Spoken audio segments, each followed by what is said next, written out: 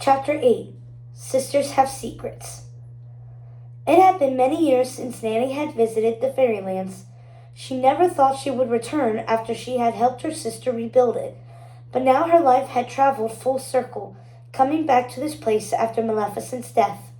She felt the loss of her more profoundly there in the fairylands, the place where she had raised and loved Maleficent like her own daughter. Remembering the wonderful, smart, and gifted girl she had been, remembering how her sister had played a part in the destruction of the person she had loved most in the world, but taking a page out of Grimhilda's book, she pushed her feelings deep within her, where they were harder to access.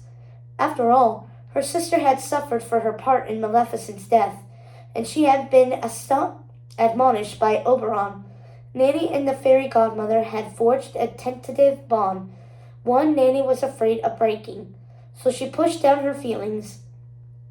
She put them in a place she didn't have to deal with just then, a place where Maleficent lived within her, a secret, private place where the little girl she loved could reside without devouring her from the inside. She almost longed for the days before she had discovered her true identity, the days when she was just Tulip's nanny, before Florence woke her from her long slumber. Things had been so much easier then. Now, as she looked around the fairylands, all those feelings she had been struggling to push deep within her bubbled up. For there was her old cottage, and there was Maleficent's treehouse, right where she had left it. The sight of it made her cry. She cried over the loss of her adopted daughter, and she cried over giving Aurora to the three good fairies. She cried for all of it, and she cried for herself. But she had to be strong. She had Tulip and Circe to look after now, though something told her she needn't worry about Tulip any longer. She was becoming the woman Nanny had always known she would be. Circe had set Tulip on that path. She was now smart, adventurous, and independent. She couldn't be prouder of her princess. Circe was the one who needed Nanny now. Circe was in real danger, because she saw the paths that lay before her, and Nanny thought she knew the road Circe would take. It struck a terrible fear within her heart. Yes, it was better that Circe was off with Snow White.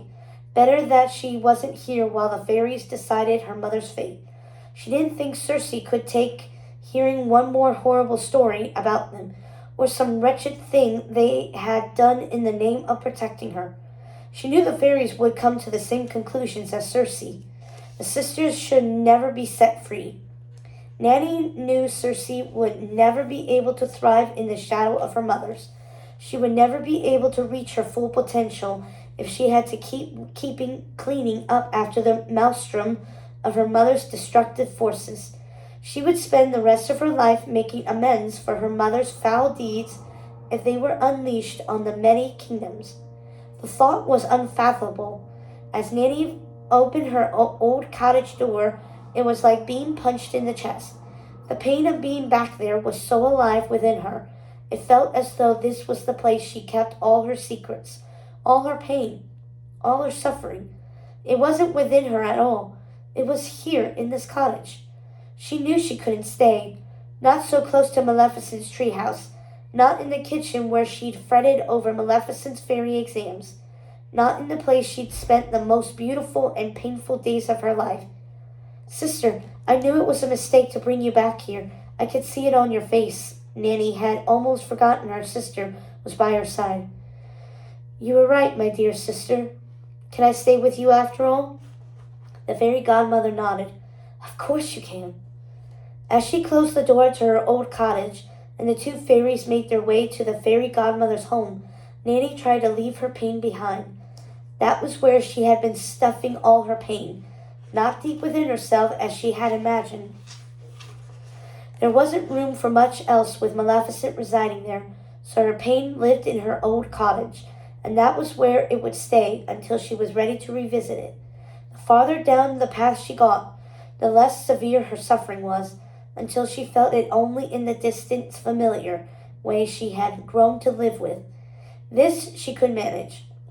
She had lived too many lifetimes, and the memories of those lifetimes were too great to carry around with her. Too heavy. She was happy she had a place to put them. Did you say we would be meeting with the other council members today, unofficially, to decide how to proceed? The fairy godmother gave her sister a sly look. I hadn't said so, but I was about to, the ladies laughed. Well, I think that is a good idea. Who is on the council now besides you and me? Asked Nanny. The three good fairies, the blue fairy, and Oberon if he chooses. Nanny reminded herself that she wanted to send a firefly to Oberon with a message about the meeting in the event her sister had conveniently forgotten. Do you still employ fireflies to send messages, my sister? I want to send one to Oberon. The fairy godmother wrinkled her nose. Oberon hears all, my sister. There is no need to summon him. Besides, I am sure he is busy with Tulip, healing the wounded tree lords.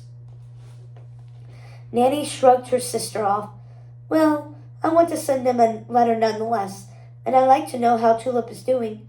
So if you could direct me to some paper and a quill when we get to your cottage, I would appreciate it. Well, here we are now. The two fairies had arrived at the fairy godmother's cottage. Oh, look at this! The fairy godmother clapped her hands together in delight.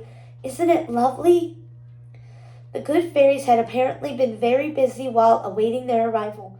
Fauna, Merryweather, and Flora had decorated the cottage in pink and blue sashes, large glittering bows, and festive banners. The house looked like one of Mrs. Tittlebottom's birthday cakes, but far more garish.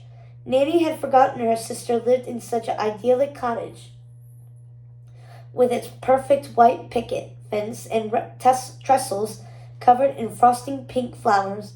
It was like something out of a fairy tale, and then Nanny laughed. This was a fairy tale. They were in the fairylands after all. The three good fairies flitted around the fairy godmother like buzzing bees, zooming to and fro and lavishing her with greetings, love, and admiration.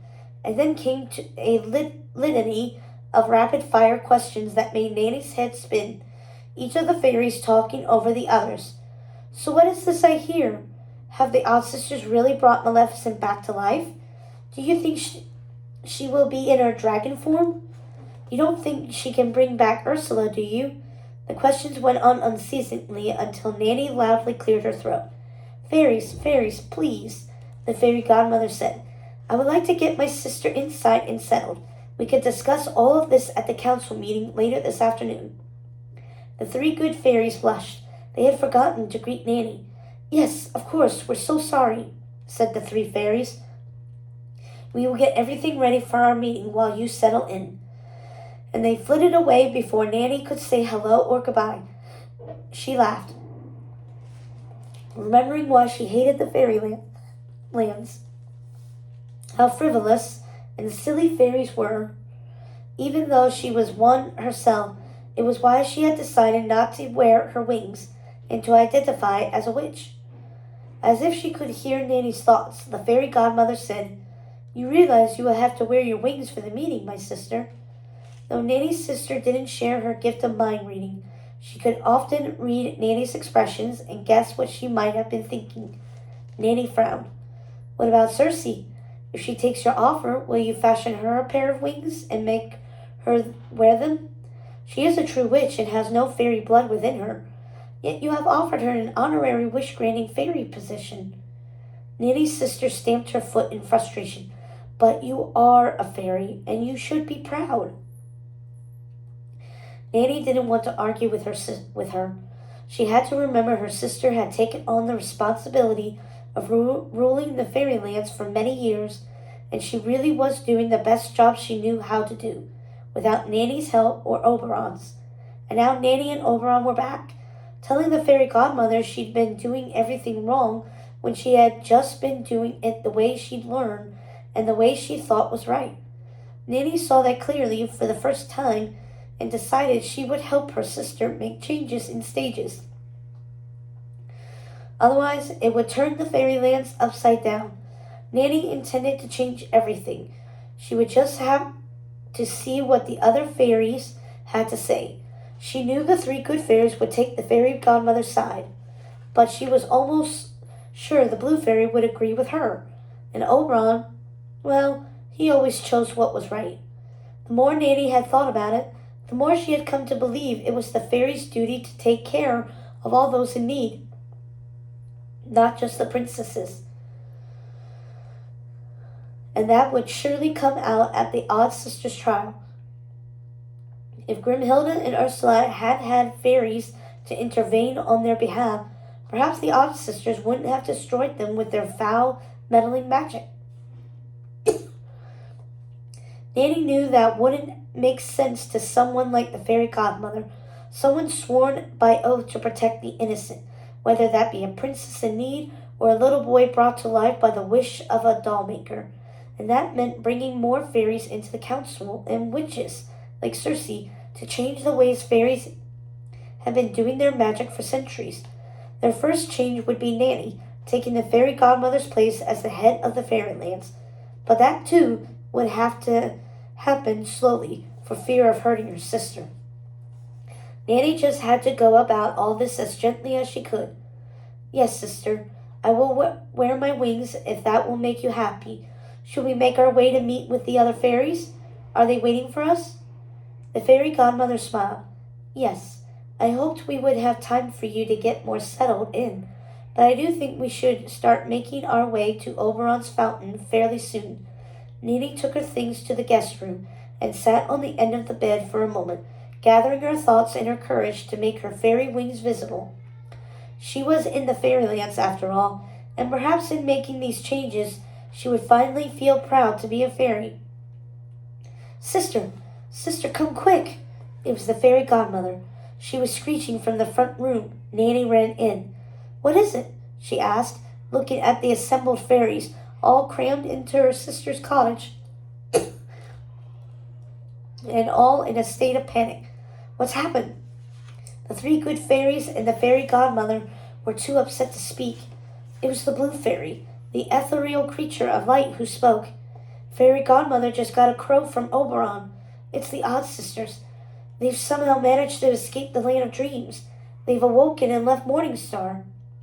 But how did this happen? Not even Circe can break the fairy magic keeping them there. How did they escape? Was it Maleficent? Oh dear, I hope not, the fairy godmother said. Then who woke them? They didn't wake themselves. Who would be foolish enough to unleash the odd sisters on the many kingdoms? Asked Merryweather. I can only think of one creature so loyal to the odd sisters that she would risk everything to set them free, Nanny said. Flance.